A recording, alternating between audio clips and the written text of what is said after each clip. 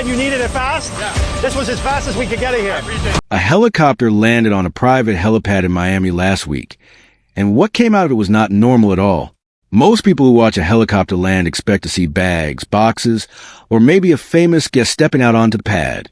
This time, the helicopter carried something far stranger and far more expensive. A huge purple crate hung underneath it, marked with a bold logo, swinging gently as the aircraft came down onto the concrete.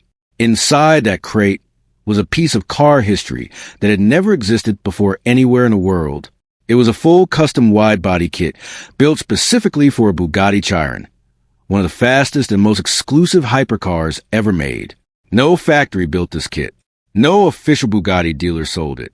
In fact, Bugatti itself flatly refused to sell the parts that would have been needed to build it the normal way.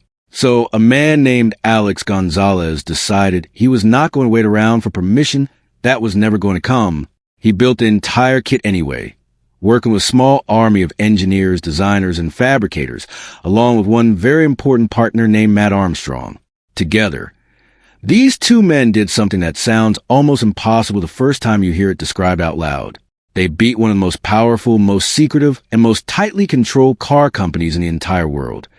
And they did it using two completely different methods at the same time. This article is a full story of how it all happened, why it matters far more than a single flashy video clip, and why when these two men quietly did the vast majority of the real, difficult work, even though his partner is the one who got the dramatic helicopter moment that everyone is now talking about. By the time you finish reading this story, you will understand exactly how that purple crate came to exist in the first place, why Bugatti has chosen to stay completely silent about the entire situation, and why millions of people who follow these two men online are now arguing in comment sections about who truly deserves the most credit. You'll also learn about 14 long months of hidden, unglamorous work that happened quietly before any helicopter was ever booked or any purple crate was ever built. Work that made the entire wide-body project possible in the very first place. Without that earlier groundwork, this story simply would not exist at all. The helicopter would never have taken off from the ground. The purple crate would never have been built or delivered. And Bugatti's tightly controlled system of rules might still be standing exactly as strong and as untouchable as it has always been. But it is not standing quite that way anymore. And this article will explain exactly why that is true, one clear step at a time, using simple, easy-to-follow language so the whole story makes sense from beginning to end. Two men, working from two completely different countries, using two completely different sets of tools, ended up landing a combined blow against one of the most guarded car companies on the planet. One of them worked quietly for over a year, largely out of the public spotlight, chasing down small technical details that most people would never think to question. The other worked loudly and boldly, staging a single unforgettable moment designed to be seen by millions of people within hours of being posted. Neither approach alone tells the whole story. Only when you put both halves together does the real picture start to make complete sense. To understand why this story matters so much, you first need to understand who Alex Gonzalez is and exactly what he was fighting against when this all began. Alex owns a Bugatti Chiron Per Sport, a car that costs well over $3 million, making it one of the most expensive vehicles that any private person can legally own and drive. He is not a small or unimportant customer to Bugatti in any sense of the word. He is actually one of the biggest buyers the company has anywhere in the world. Exactly the kind of customer that most car companies treat like royalty and bend over backward to please. Yet, when Alex asked Bugatti directly if he could buy certain body parts so he could change and personalize the look of his own car, the answer that came back was simply no. Bugatti has extremely strict rules about how their cars are allowed to look once they leave the factory. The company wants every single Chiron on the road, no matter who owns it or how much they paid, to match the exact design and shape that Bugatti's own engineers originally created. They do not want outside teams changing the body panels, adding new shapes, or building anything that was not personally approved by their internal design department. This kind of strict control is fairly normal across many luxury car brands, but it becomes a real and frustrating problem for owners who want something different, something personal, something that nobody else driving the same model will ever have. Alex wanted a wide-body kit, which is a modification that makes a car look wider more muscular, more aggressive, and more visually unique compared to the standard factory shape. Bugatti said no to this request. Most owners in this position would probably stop right there and accept defeat. Most people would either quietly accept the standard factory look forever, or they would try to find some small, unofficial workshop willing to attempt a risky and possibly low-quality workaround. Alex chose neither of these paths. Instead, he built an entirely new team from the ground up specifically for this project. He created a brand around the entire effort, calling it Venuum, complete with a bold purple logo that would later appear on his car on the crate, and even painted onto the side of the helicopter itself. He gathered skilled engineers who could design and manufacture a completely original wide-body kit for a car that had never had anything like it built before anywhere on Earth. This was not a simple bolt-on accessory that anyone could order from a catalog. This was genuine original engineering, done entirely without any blueprints, guidance, or approval from Bugatti's own factory. When the finished kit was finally ready, Alex did not just quietly bolt it onto his car inside a private garage somewhere out of sight. Instead, he staged an enormous, dramatic public reveal, flying the finished parts into Miami by helicopter and landing them on a private helipad right next to his purple Chiron, which already had its original body panels removed and waiting. Around that same helipad, Alex made sure his whole team was ready, along with other pieces of his growing car collection sitting nearby, including his copper-colored Vossen wheels and a Rolls-Royce Dawn finished in a matching custom style. There was even a small basketball court visible in the background of one photograph, adding to the feeling that this entire scene had been carefully staged like something out of a movie rather than a normal afternoon. Every small detail, from the lighting to the placement of each vehicle, seemed designed to send one clear message to anyone scrolling past it online. That message was simple. Alex no longer needed Bugatti's permission to build the car he wanted. He had the money, the team, and now the finished parts to prove it, and he wanted the whole world watching when he finally revealed it. He posted the photos with a caption that told the story in his own exact words, explaining plainly that since Bugatti did not want to sell his team body parts, they simply created the world's first wide-body Bugatti per sport themselves, entirely on their own terms and their own timeline. This was not framed as a complaint or a legal fight. It was framed as a simple statement of fact. Bugatti said no, and Alex found a way to say yes anyway. The reaction online was immediate and enormous, with car fans, luxury enthusiasts, and everyday viewers sharing the photos across nearly every major platform within hours. Comment sections filled up quickly with people cheering for Alex, calling him bold, creative, and fearless for standing up to a brand that rarely, if ever, has to answer to anyone. Very few people scrolling past those purple crate photos that first day had any idea that a much longer, much quieter story was sitting underneath the surface, waiting to be properly told. News outlets that cover car culture quickly picked up the images too, running short articles describing the reveal as one of the boldest personal customization projects ever attempted on a modern hypercar. Within a few days, the purple crate had become something of a symbol on its own, representing the idea that even the most locked-down luxury brand in the world could still be challenged by someone determined enough and wealthy enough to try. The helicopter scene captured everyone's attention almost instantly, and honestly, it deserved to.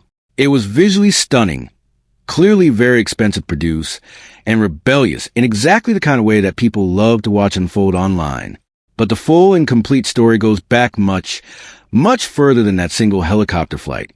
And it actually starts with a very different man working in a very different setting altogether. 14 full months before Alex ever placed his order for that wide-body kit, Matt Armstrong was already deep into his own separate battle with Bugatti, working out of Leicester, a quiet city in England that could hardly feel more different from the sunny beaches and flashy helipads of Miami. Matt and Alex are business partners in real life, not strangers who simply happen to team up for one single viral video. They own several different Bugattis together as a group, they film car-related content together on a regular basis, and they plan future projects together as ongoing partners in the same growing business. But when you actually stop and look closely at the real work each man put into this specific story, the balance tips heavily and unmistakably toward Matt.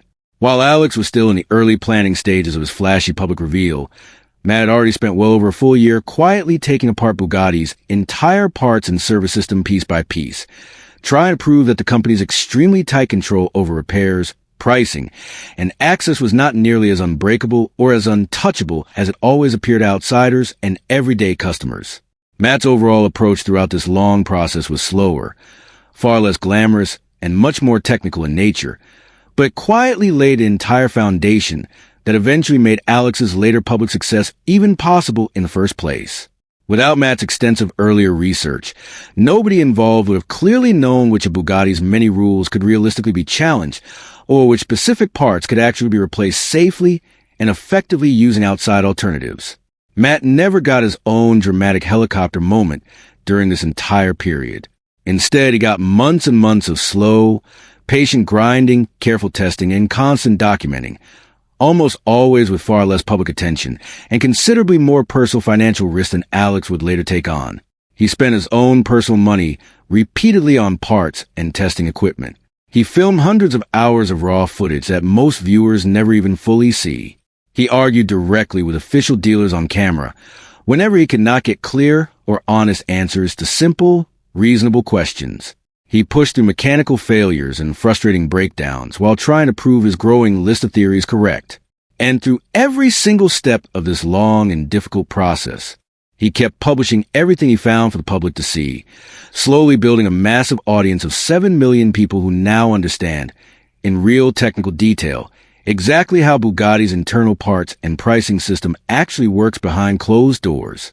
He did not wait until every discovery was perfect or fully confirmed before sharing it. He filmed the messy middle parts too, the dead ends, the wrong guesses, and the slow process of testing one theory after another until something finally worked. This steady, honest, weekly rhythm turned into something much bigger than a simple hobby project. It slowly became a real body of public evidence, built one video at a time, that challenged the idea that owning a Bugatti meant you had to accept whatever price the company decided to charge you. No questions asked. S.O. What exactly did Matt Armstrong manage to discover during those 14 demanding months? And why does any of it actually matter to regular people who will never own a Bugatti themselves? The answer lies in a series of genuinely surprising connections between Bugatti's extremely expensive official parts and parts taken from far more ordinary, everyday cars that most people could actually afford. Matt discovered that Bugatti's coil packs, small components that help start the engine reliably, are actually the exact same coil packs used inside a Volkswagen Phaeton, a car that costs only a tiny fraction of what a Bugatti costs new. He did not simply claim this connection existed based on a guess or a rumor he heard somewhere online.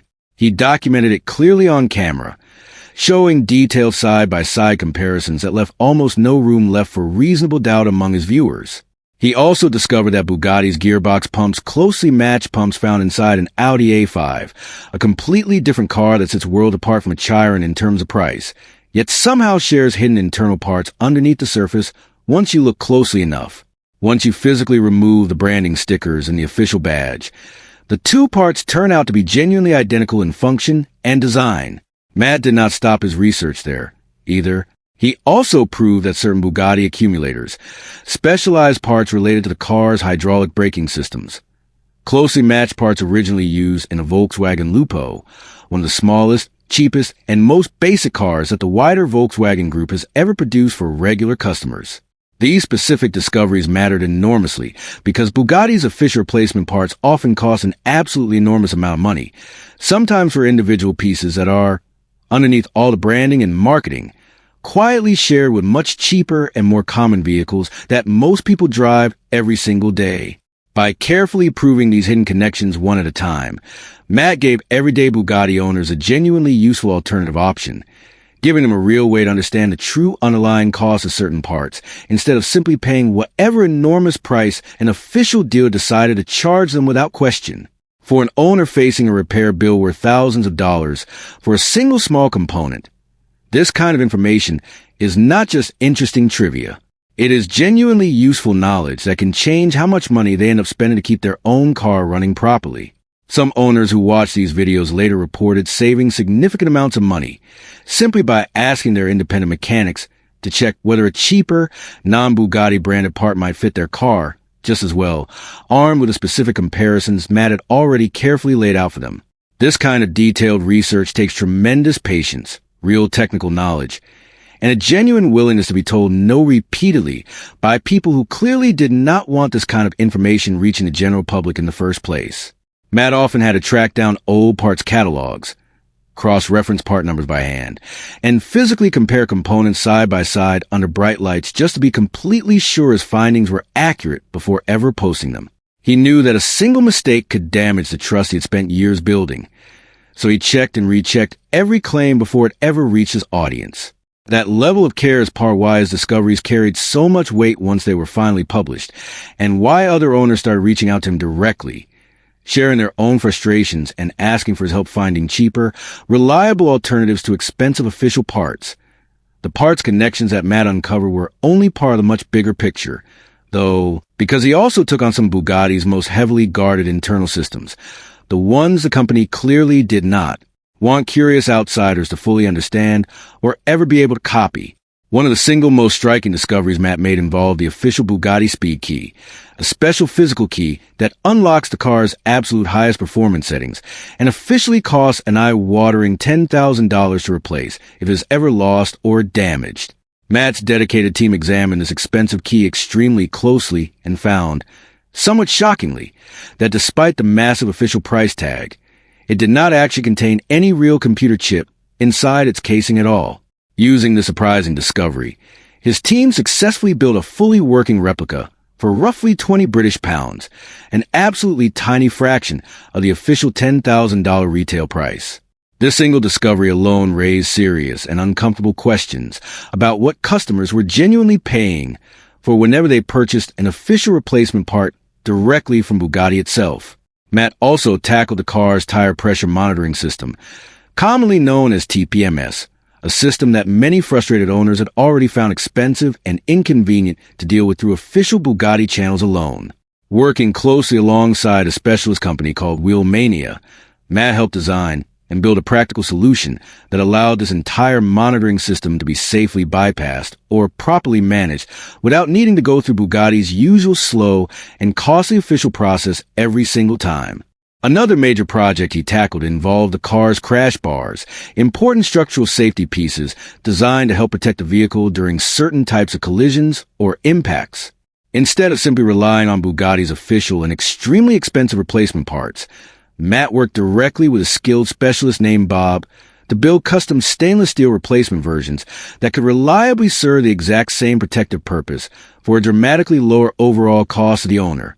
Each of these separate projects followed a remarkably similar pattern from start to finish. Matt would identify a system that Bugatti had deliberately kept locked down, mysterious, and needlessly expensive for ordinary customers. He would study it patiently, test it thoroughly, and very often build or find a genuine working alternative that performed just as well for a dramatically lower overall price tag. None of these individual projects happened quickly, cheaply, or easily, and each one demanded a different kind of technical skill that most car owners simply do not have access to. Some projects took weeks of careful disassembly just to understand how a single part actually worked before any real solution could even be attempted. Other projects required outside specialists with rare skills, brought in specifically because the problem was too complex for one person to solve alone. Matt treated each of these challenges as